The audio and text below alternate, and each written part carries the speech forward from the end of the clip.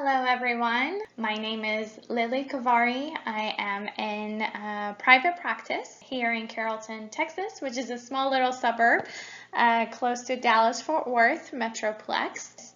ENFD testing is something that I was trained on in residency, and I have been performing it in private practice ever since I got out. I find it to be very valuable, and I am happy to be here to discuss this testing with you and to show you that you, as well as your patients, could really benefit from doing this testing and why you should be doing this testing in your office.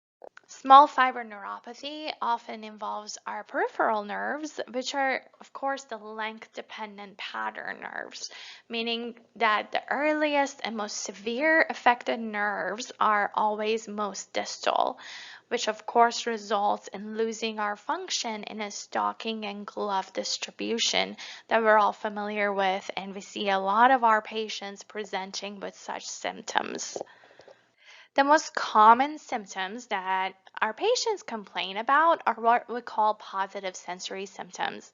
These are the pain and paresthesia symptoms such as burning, shooting pain, prickling.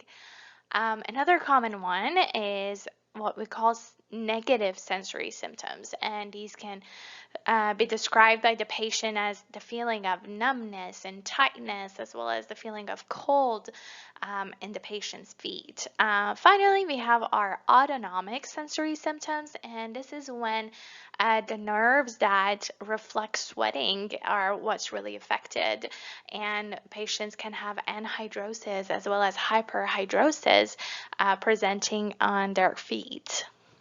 There are many causes to small fiber neuropathy, and it's important to note that not only diabetic patients could present with these types of symptoms. So what is the difference between large fiber neuropathy and small fiber neuropathy? First and foremost, large fiber neuropathy is a type of pathology that you see in the more proximal nerves that are located to your dorsal root ganglia. Causes of large fiber neuropathy are patients that have had back injuries, such as compression neuropathy that's associated with degenerative disc disease, patients with multiple sclerosis or Guillain-Barré syndrome patients, as well as finally our demyelinating polyneuropathy type diseases that present. It is important to note that it's the function of our large fibers, not the small fibers, that is tested by the common EMG and the nerve conduction studies. And that's why a lot of times our patients present and they say, hey doc, I've had a EMG studies and my results were completely normal. And it's important to explain this to the patients that what those studies test is actually the function of our large fibers, and peripheral neuropathy is mostly our small fiber nerves, and can in fact display normal under nerve conduction studies. And so it's important to test these nerves in a different manner to be able to obtain the proper diagnosis. ENFD analysis is a test that's been widely used since the 90s to qualify and quantify our small fiber peripheral neuropathy. What it provides is a definitive diagnosis of this type of neuropathy. It determines the degree of severity by showing the amount of fibers that are present in each millimeter that is tested of the skin, and that can present as normal, mild, moderate, as well as severe disease. ENFD is very sensitive and it is highly specific for small fiber neuropathy. In fact, studies have shown that the sensitivity of the skin biopsy in diagnosing small fiber neuropathy is 88.4% versus only 54% through clinical examination, as well as only 49% for quantitative sensory testing. The specificity of the test is 95 to 97%. I mean, that is huge, and it's incredibly specific. Here's a couple of great images showing the layers of our skin and where that small nerve fiber is that we are testing for. Of course, here's the epidermal layer followed by the papillary dermis as well as our reticular dermis. On this side, when you look, is where we are seeing our small fiber nerve that we are looking for, and that is in that epidermal layer, and that's essentially what we are testing for. So what are some advantages of performing the ENFD test in our office? It's important to note that it is the only objective test that limits false subjective findings. It is a fantastic diagnostic tool to confirm your diagnosis of small fiber neuropathy. It is a prospective diagnostic tool, and it's a great baseline against which to monitor therapy. It's an in-office procedure. It's extremely easy to perform, and the patient is able to immediately return to their regular activities without any pain or limitation. A lot of physicians are afraid of creating a wound on a diabetic patient. However, this is a very small biopsy, very easy to take care of for the patient. This is a testing that is covered by our Medicare as well as private insurers. It does reimburse just like a regular skin punch biopsy. It's the same codes that we use. CPT codes are 11104 for the first biopsy site, and if you're doing bilateral lower extremities, then you would code a 11105 for the additional site that you are biopsying in the office. Here's a little sample picture of what is included in a Bako Diagnostic ENFD test kit. What comes in the kit is a 3mm punch biopsy tool, some metal scissors, plastic forceps. You do get two 2mm specimen vials with fixatives and some buffers that we'll talk about why you need those buffers here shortly. You will get some alcohol prep pads as well as some iodine prep pads, as well as 2 full-size adhesive bandages and gauze that you will use for dressing. It does come with the shipping label and everything that you will need to have the specimen shipped to Bako Diagnostics. Additional items that you will need that is not included in the kit are, of course, your lidocaine for providing local anesthesia, as well as your syringe with a needle, and of course gloves. So what is the best place to perform the biopsy on the body? The best site for this biopsy by far that has been studied is 10 centimeters proximal to the lateral malleolus. So it is very important to measure this prior to performing the biopsy. First and foremost, as we discussed, we have to mark the biopsy site, which will be 10 centimeters proximal to the lateral malleolus. Next, I like to make a 1 centimeter circle around this marked biopsy site and clean the skin with a nice alcohol swab or alcohol pad. Next, you will anesthetize the skin with a 2% lidocaine with epinephrine. I like to use lidocaine with epi because a lot of our patients that we are performing this test on are on blood thinners, and so of course you want to have a clean biopsy site, and the less bleeding, the better visualization you have of what you are biopsying. So I do like to anesthetize the skin with 2% lidocaine with epinephrine by injecting the edge of the circle that we initially marked. Next, you infiltrate, but you have to be very careful to avoid direct contact with the biopsy site so that you're not compromising your biopsy. Next, the biopsy is performed using a 3mm circular punch.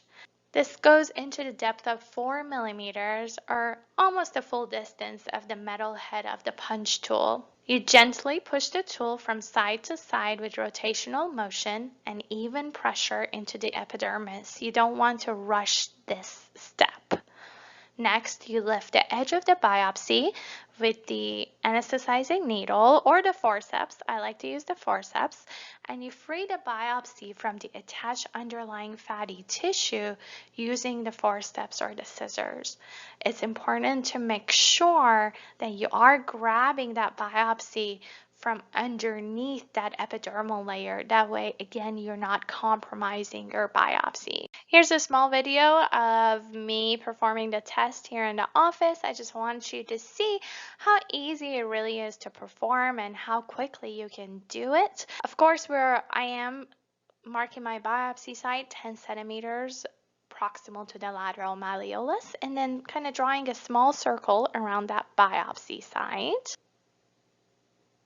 Next, you will cleanse the area with a small alcohol pad, which is present in our biopsy kit. Then you pursue with anesthetizing the site, utilizing your preferred method. I like to use 2% lidocaine with epinephrine. And you kind of infiltrate the peripheral margin of that biopsy site, just proximal to it, making sure that you're not infiltrating the actual biopsy site so that you're not compromising your biopsy. So I like to do it in that little proximal V type fashion with the apex of that V at the proximal end. Following this, I like to cleanse the area with the iodine pad that's provided in the kit. Next, you grab the 3mm punch biopsy and drive it perpendicular to the skin and gently rotate it from side to side. And you want to make sure you are patient with this and you take your time. Just driving that metal into the skin. About 4mm or almost 3/4 of that tip. You can see the biopsy kind of comes out with it. You grab that epidermal layer with the forceps and you pass it. I usually have my medical assistant standing there. Usually she has gloves. And you put it in that Zamboni specimen cup. And that's how quick it is to perform. It literally took 2 minutes and 20 seconds. Make sure you have your whole tray ready, your whole kit ready, and from that point on, it is fairly quick. As we discussed, forceps should never contact the upper layer of the skin, but only the underlying tissue, as it might destroy and crush your nerve fibers. To ensure that your punches are not damaged when being picked up, only atraumatic forceps, which are provided in the kit, should be used. You want to immediately place the sample in each vial of fixative and verify that the sample is floating before sealing the vial securely. You want to make sure you're labeling the vials with the patient's name using the appropriate body side stickers from the requisition form. Next, you place your vials in the included specimen bag and straight into the refrigerator they go. There are 2 methods of fixation. Zamboni is the fixative, that's the method of choice for Bako. It is stable at room temperature and it has a long shelf life, and there's no need for mixing or refrigeration prior to performing the biopsy. It is mildly acidic and therefore it is corrosive, so the specimen can have only limited exposure time to this. You want to submerge the specimen in Zamboni for at least 8 hours, but no more than 24 hours. You place the biopsy in the Zamboni overnight and you rinse it in the morning to neutralize the fixative, and that's where those buffer fixatives that were in the kit come in handy for. The sample may be sent directly to the lab in Zamboni if it's sent the same day. What I normally do at the office is I schedule my ENFD testing patients first thing in the morning at 8:30 or 9 a.m. We performed a test, and FedEx is here to pick him up by 10 or 10:30, and they get overnighted to Bako. So they remain in Zamboni for at least 8 hours, however, not more than 24 hours. If there is a situation where I have to do it later in the day or on a Friday, for example, then of course we leave it in the fridge overnight, and we rinse it in the morning and send it out so that we're not compromising our biopsy. So how are the results of this ENFD testing determined? The small nerve fibers are visualized by immunohistochemistry using an antibody to an axonal protein, which is called our PGP 9.5. And the structural integrity of the small fibers is evaluated by the pathologist. Patients with small fiber neuropathy exhibit, of course, a reduction in the ENFD or structural abnormalities such as axonal swellings that are indicative of the neuropathy. In this image, you can see that swelling that's part of the degeneration process within the diseased epidermal nerve. And here is where we can see it. So what are our treatment options? Why are we doing this? Some basic treatment options are our blood sugar level management, of course, diet and lifestyle modification. Alpha-lipoic acid is a great supplement, followed by benfotiamine, vitamin B6 and B12. Finally, next line of therapy is your topical medications, such as lidocaine patch, that's normally used as a first or second line of treatment, followed by opioid management, such as tramadol and other opioids, as a last line of treatment, as it can cause dependence, of course. The first line of treatment for me here at the office is the Nurex tablets. These are dietary supplements. They are all natural. They include alpha-lipoic acid, benfotiamine, vitamin B6, as well as vitamin B12. Patient takes one tablet twice daily for optimal nerve health. And of course, it's dispensed in the office by you as the physician. So how do we determine the severity of the disease? Of course, we talked about the number of fibers per millimeter that's visualized by the pathologist. Normal is counted as 7.1 fibers or above per millimeter. Mild disease is described as fibers between 3.8 and 7.1 per millimeter. Moderate disease is when we see less than 3.8 fibers per millimeter. And finally, severe disease, where we see less than 2.0 fibers per millimeter. Here's a case study of a patient of mine. This is a 63-year-old Caucasian male with chief complaint of worsening numbness, tingling, and burning in the bilateral feet. Patient's history of present illness includes pain graded 10 out of 10. He's currently taking gabapentin 100 milligrams BID, which is not helping his symptoms. His pain is worsening over the past 6 months. Since he had back surgery, the pain is worse at nights, and the patient has had nerve conduction density testing that did not show any significant damage. Patient's medical history includes diabetes, type 2, back problems, hypertension, as well as hypercholesteremia. He denies the use of tobacco, alcohol, or illicit drugs. Of course, ENFD testing was performed in the office with no complications. His results are as follows. On the right calf, 2.5 fibers per millimeter were seen, which, according to our graph and our table, is moderate neuropathy. And the left leg was slightly better with 4 fibers per millimeter, which is described as mild neuropathy. Of course, remember, normal values should be above 7.1 fibers per millimeter. So treatment, patient was started on Nurex tablets, 1 tablet BID for 90 days.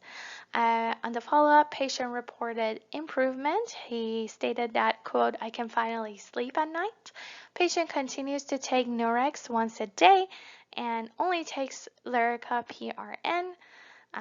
He's revisited at 6 months and reports continued improvement of symptoms. I, in fact, saw him last Thursday, and he states that he didn't even refill his Lyrica prescription, and he's only taking his Norix tablets as well as dietary and lifestyle modifications, and currently has no symptoms.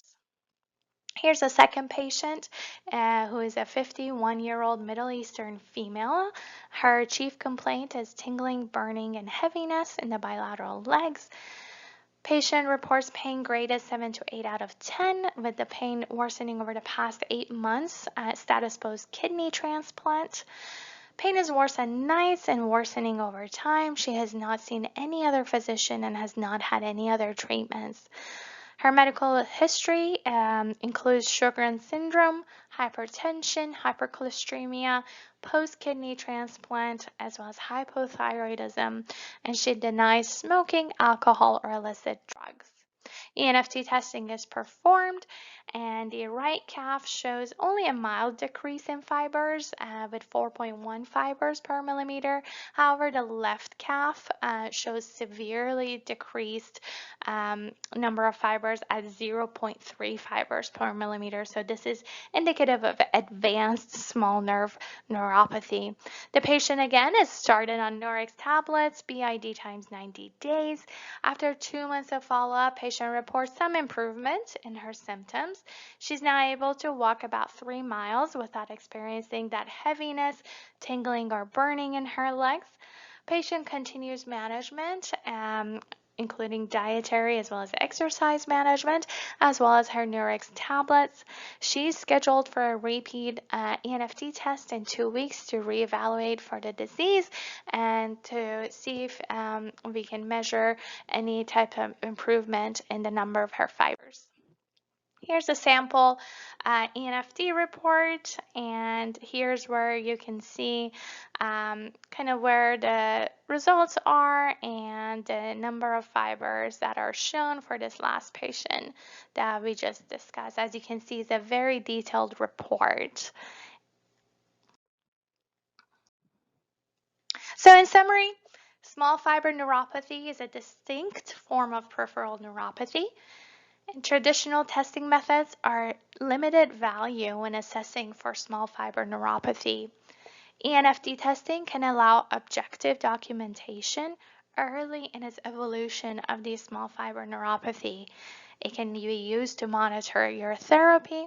It can be useful to predict small fiber neuropathy, and it's super easy to perform. It takes minutes and can be done in the office utilizing local anesthetic. It's incredible. So everyone, why does it matter for us to do this test in the office? As we talked about, it's a predictive modality for progression of the symptomatic peripheral neuropathy. It's an amazing and great diagnostic test for early detection of the disease, and it can really prevent your patient's symptoms from progressing and from needing to use medications such as gabapentin and Lyrica, which we all know only mask the symptoms. You can really expand your practice with ENFD offering and point of care dispensing. Your patients, I can tell you, will absolutely love you for providing this test and really improving their quality of life and helping them to possibly sleep through the night again. You have no idea how many patients I get for second and third opinions because of neuropathy, and they're all so interested in this test and this great diagnostic tool that we have, and nobody has ever said no. I've yet to encounter a patient that says no to this test when I go over it in detail with them and really discuss the benefits of it.